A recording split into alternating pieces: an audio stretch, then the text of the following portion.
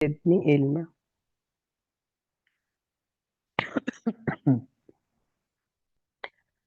جی تھوڑا سا آپ کو میرے ساتھ یہ میرے کھانسی کا تھوڑا سا کرنا پڑے گا، ابھی تک ٹھیک نہیں ہوئی ہے.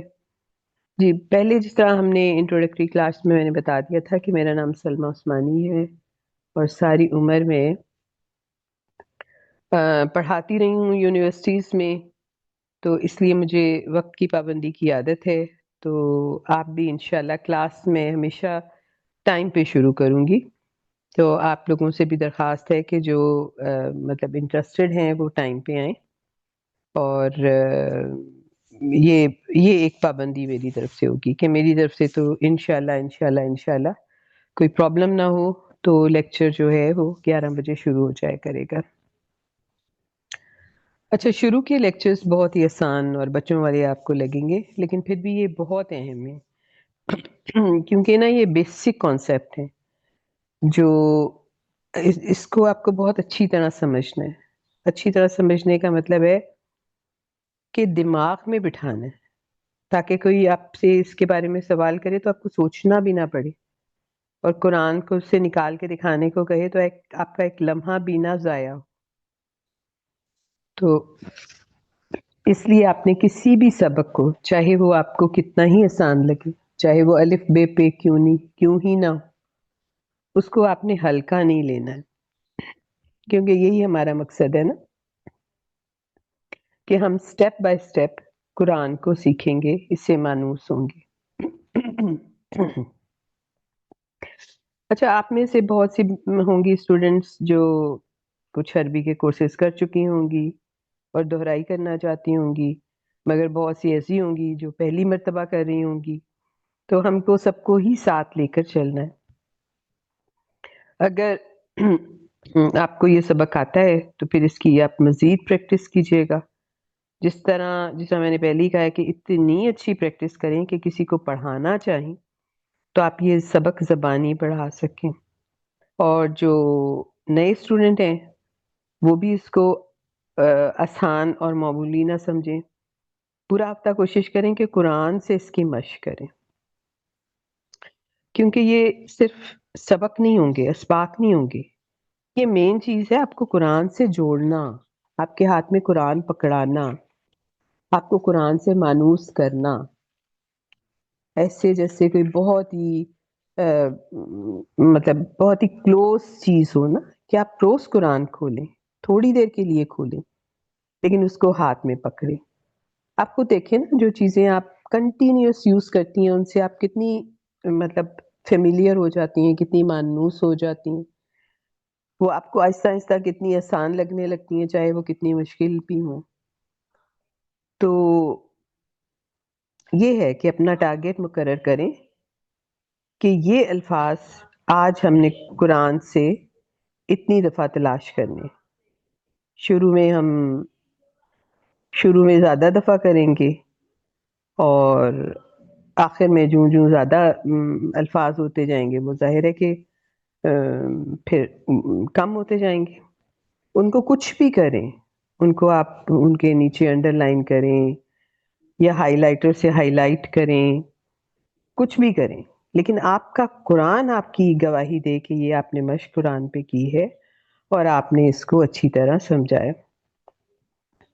جیسا میں نے پچھلی دفعہ بھی کہا تھا کہ جب آپ کا یہ کورس ختم ہو، یہ کوئی 40 لیکچرز ہیں نا، تو یہ کہ جب یہ کورس ختم ہو تو آپ کا قرآن ایسا ہونا چاہیے جیسے بچوں کی اسکول کی کتابیں ہوتی ہیں، سال کے بعد کیسی ہوتی، پتہ چلتا ہے کہ بچے نے سارے صفحے کھولے ہیں، سارے صفحے پڑھے. ایسا ہونا چاہیے نا. تو اب ایک بات ہے کہ ہم ایک نئی زبان سیکھنا جا رہے ہیں نا.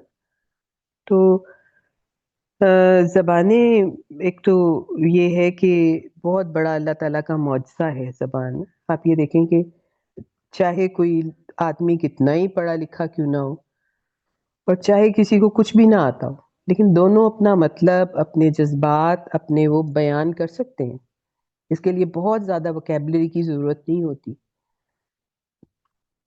تو اسی طرح ہم دیکھتے ہیں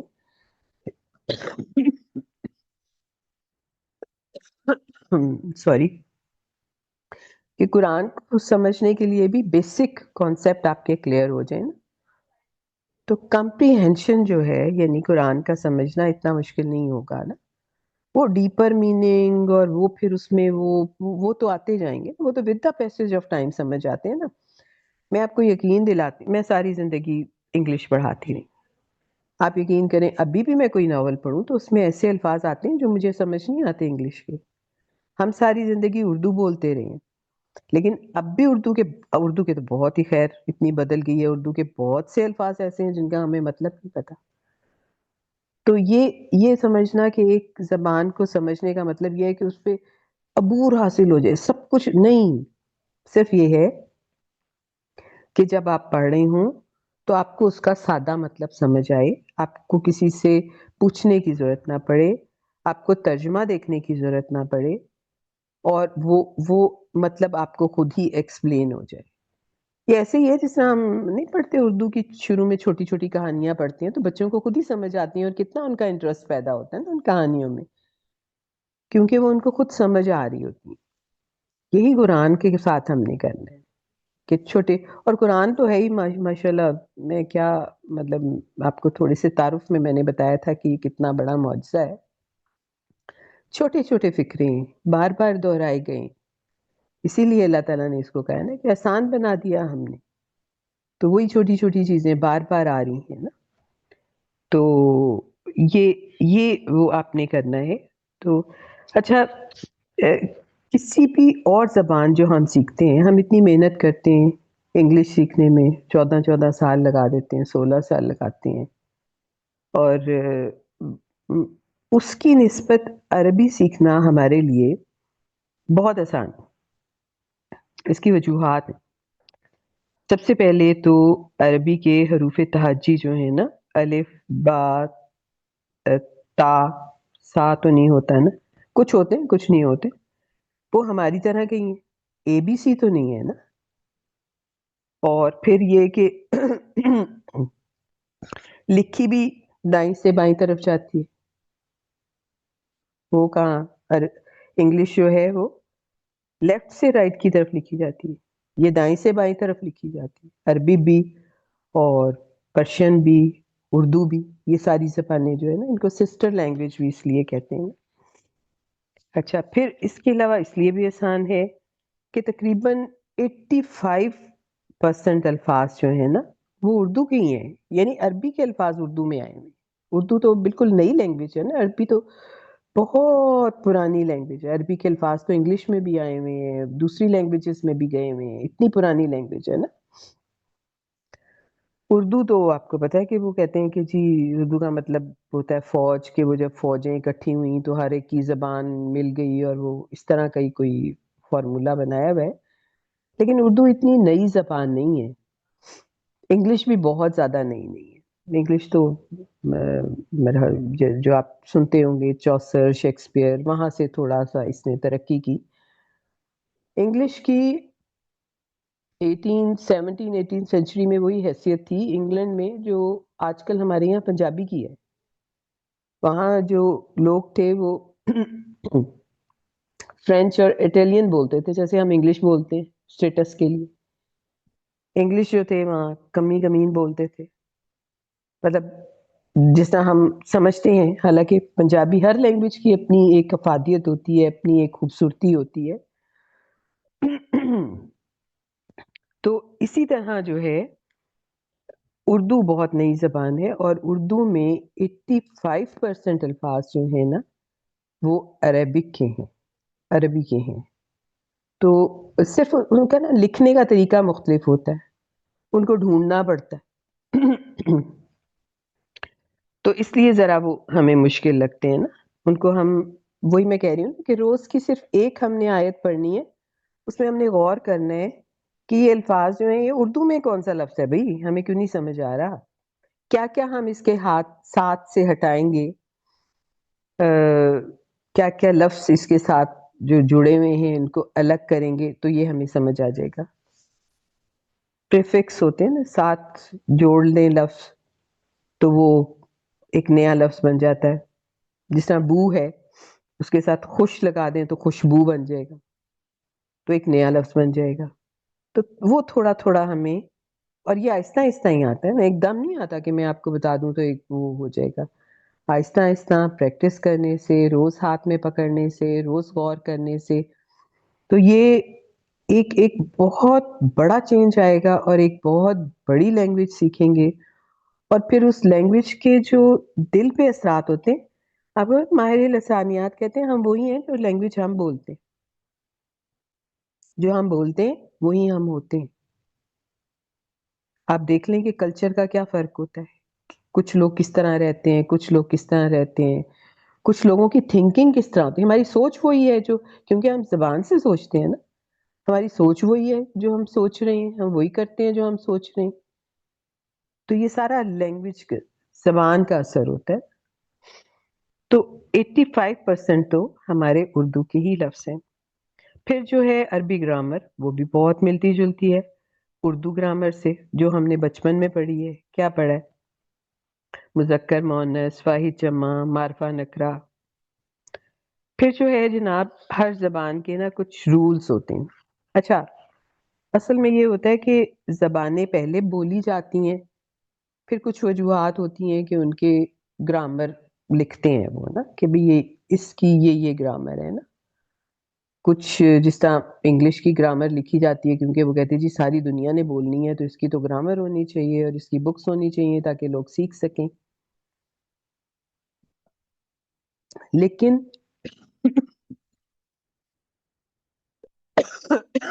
میں بہت معذرت خواہ ہوں، بس یہ آج کل بہت زیادہ مجھے وائرل ہوا ہے.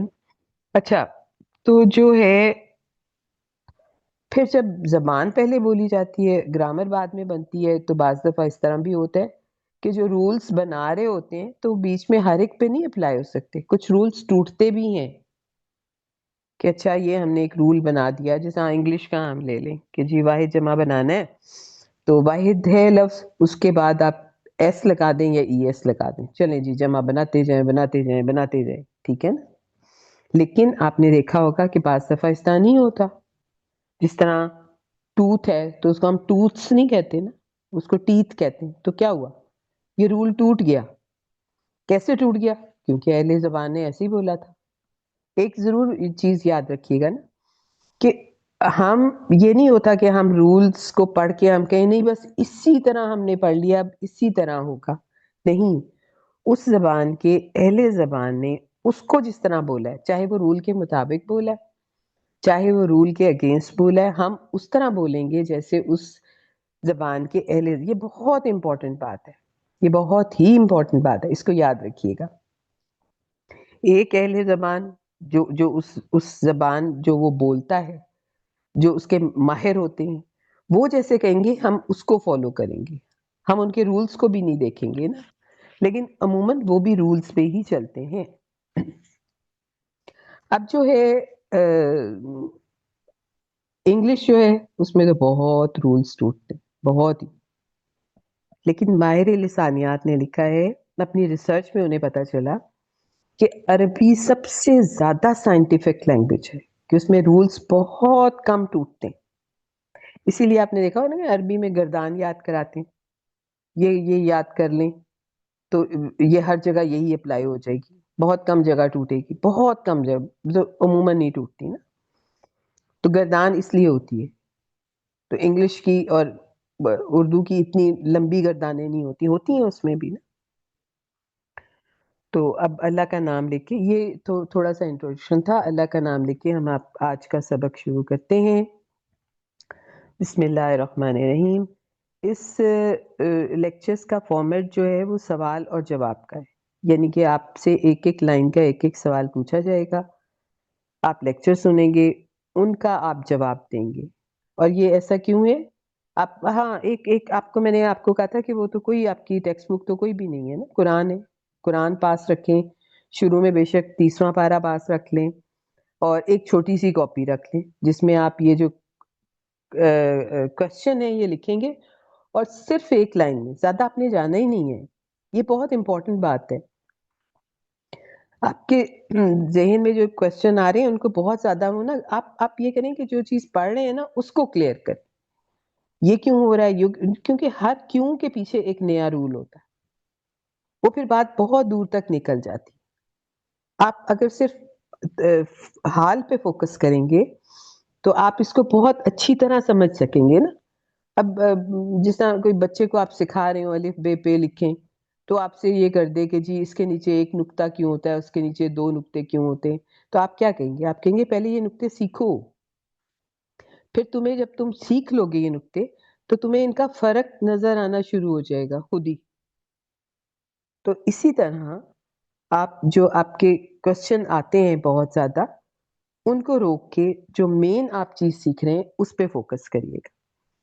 تو آپ کے جو ہے سوال جواب ہوں گے. آپ نے صرف ایک لائن میں، اگر آپ ایک لائن میں یہ لیکچر سن کے صرف ایک لائن میں ان کا جواب دے رہے ہیں تو you can see one one situation.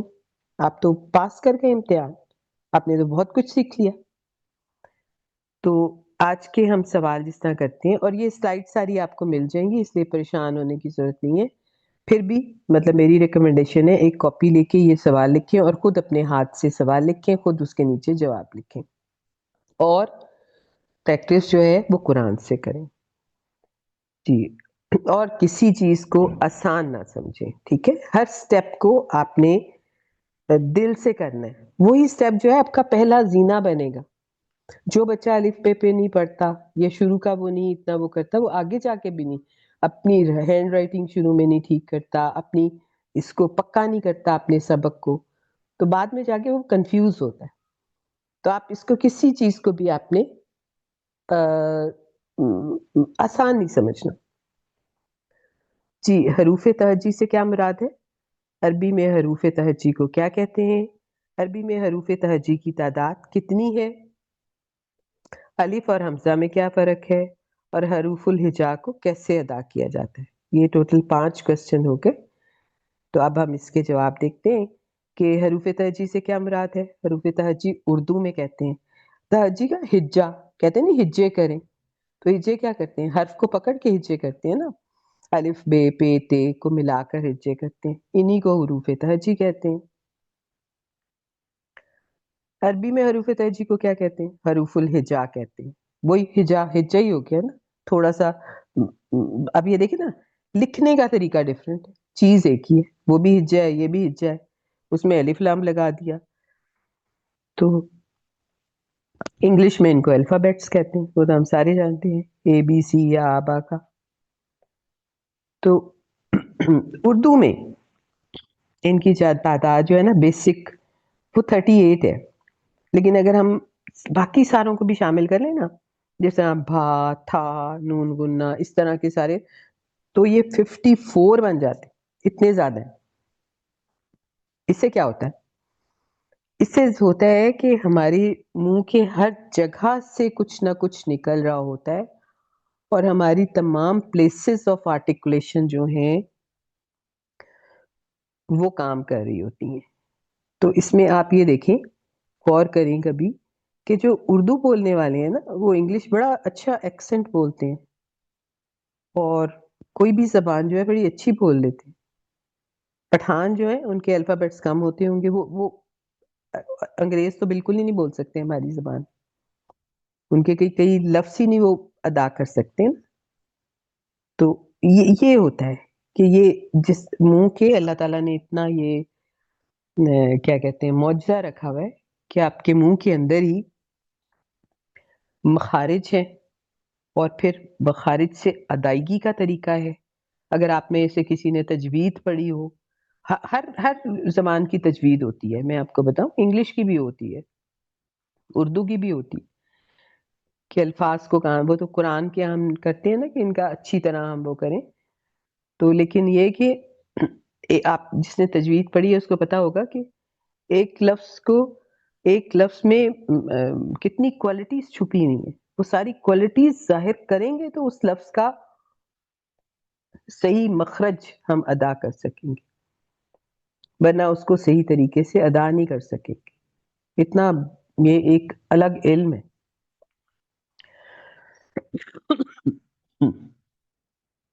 جی تو آپ کو یہ پتہ چل گیا.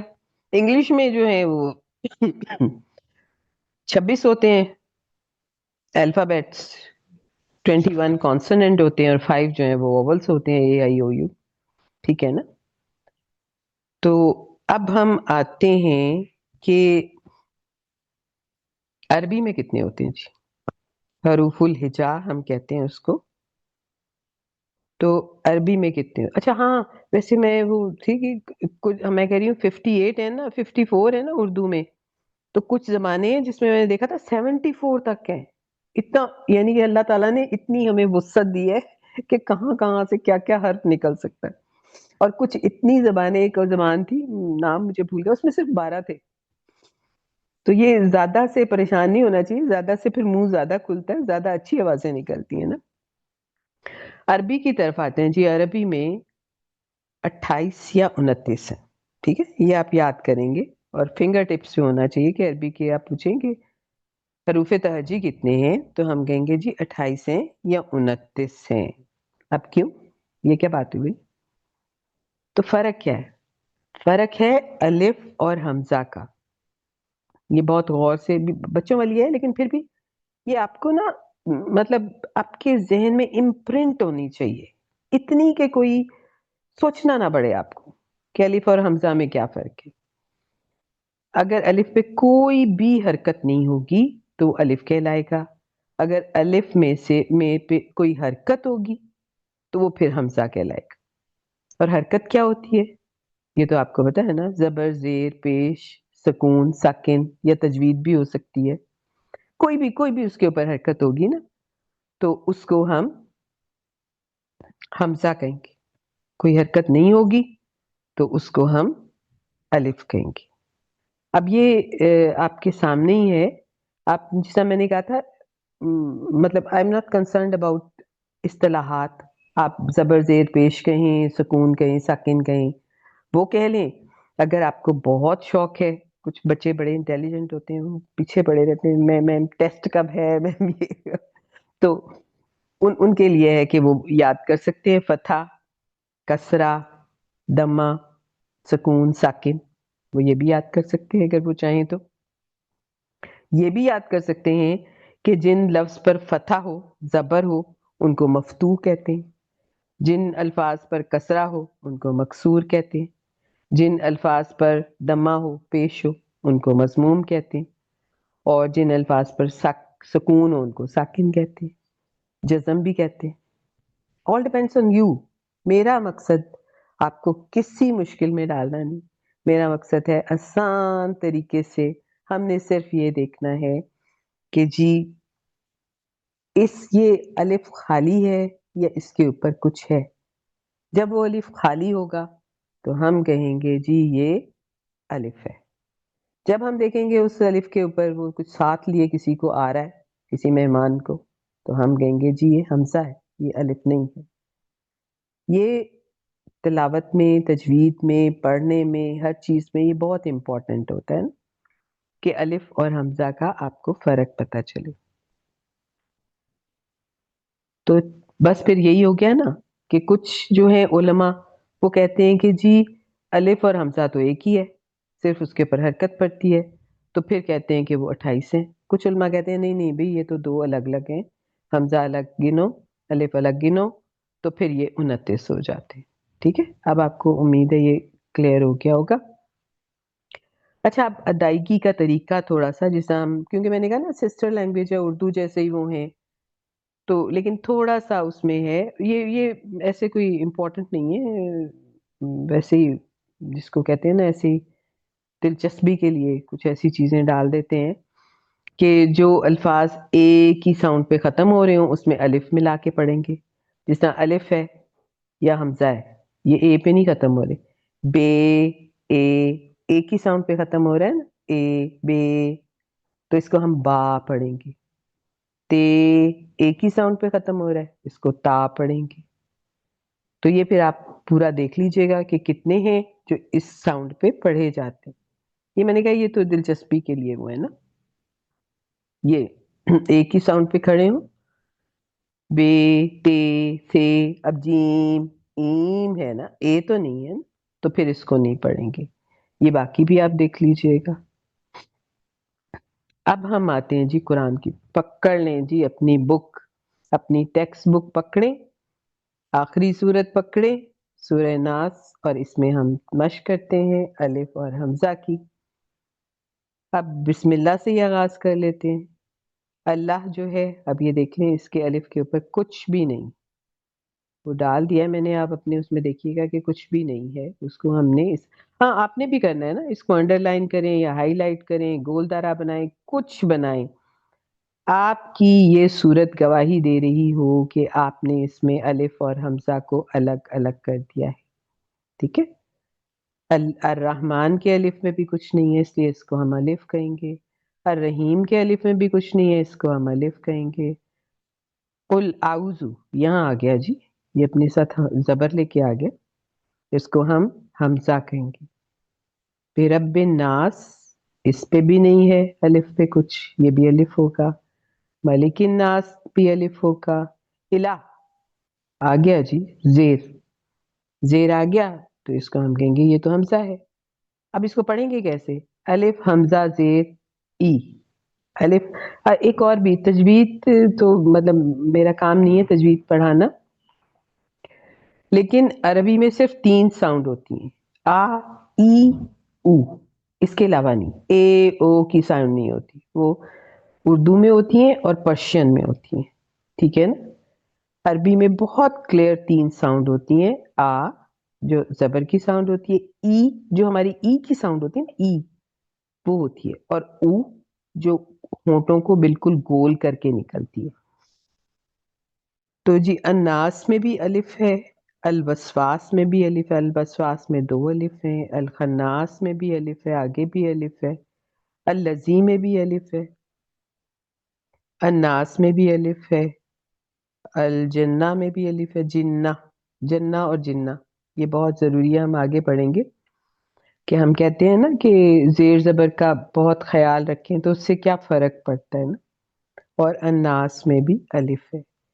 یہ آپ اس طرح کریں گی، جتنی صورتوں کو کر سکتی ہیں، جتنی زیادہ سے زیادہ صورتوں کو کر سکتی ہیں، اتنا آپ کا قرآن خوش ہوگا، اتنا آپ کی حجت بنے گی، اتنا فرشتے لکھیں گے.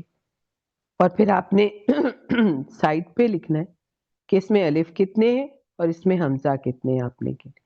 اور نا 2-3 دفعہ چیک بھی کر لینا ہے آپ نے نا، مطلب خود.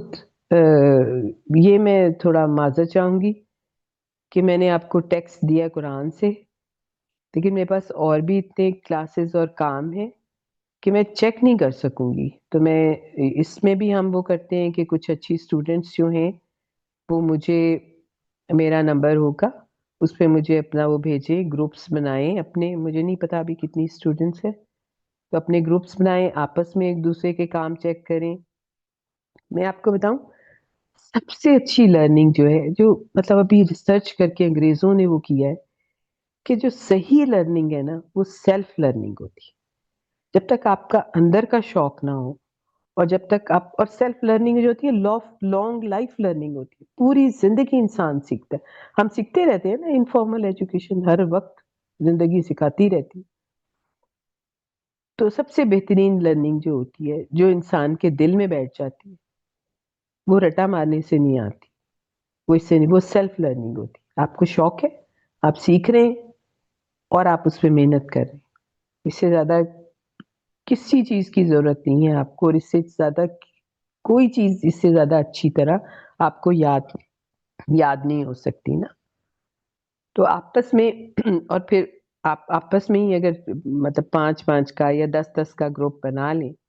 آپ میں سے ضرور مجھے کوئی 2-3 اسٹوڈنٹ جنہوں نے تھوڑا سا کورس پہلے کیا ہوا ہے، یا وہ سمجھتی ہیں کہ وہ مینج کر سکتی ہیں، وہ مجھے کریں. تو پھر مطلب ان کو ہم مل کے گائیڈنس کر کے، اس طرح کر کے کہ آپ کا کام بھی ساتھ ساتھ ہوتا جائے اور چیک بھی ہوتا جائے، اور آپ کو تسلی ہو. کیونکہ بندہ وہ کہتا ہے میں نے کیا ہے، پتہ نہیں ٹھیک کیا ہے غلط کیا ہے، ٹھیک بھی کیا ہو تو کنفیوژن میں رہتا ہے نا. تو آپس میں ہی آپ کر لیں گی، ایک کو نہیں کوئی چیز بھولے گی، دوسرے کو وہ آ جائے گی، دوسرے کو کوئی ہوگا تو پہلے وہ پوائنٹ آؤٹ کر دے گا کہ جی آپ نے یہ والا چھوڑا ہے. خالی یہ کہنا ہی کہ جی سورہ اگلی صورت میں اتنے الف ہیں اور اتنے حمزہ ہیں تو اسی سے اتنا اچھا تلاش ہو جائے گا آپ کا نا. ود دا پیسج ٹائم یہ کام بڑھتا جائے گا اور پھر آپ یہ خود ہی جب تک خود ہی نہیں کریں گی نا، خود ہی کو کر بلند اتنا کہ جب تک خود نہیں کریں گی تو نہیں آئے گا. یہ وہ ہے کہ وہ کہتے ہیں نا کہ ہدایت تو مانگنے سے ملتی ہے. اللہ تعالیٰ تو آپ ایک ہاتھ بڑھا کے دیکھیں تو اللہ تعالیٰ تو کہتے ہیں نا کہ جو میری طرف آتا ہے میں اس کی طرف بھاگ کے جاتا ہوں.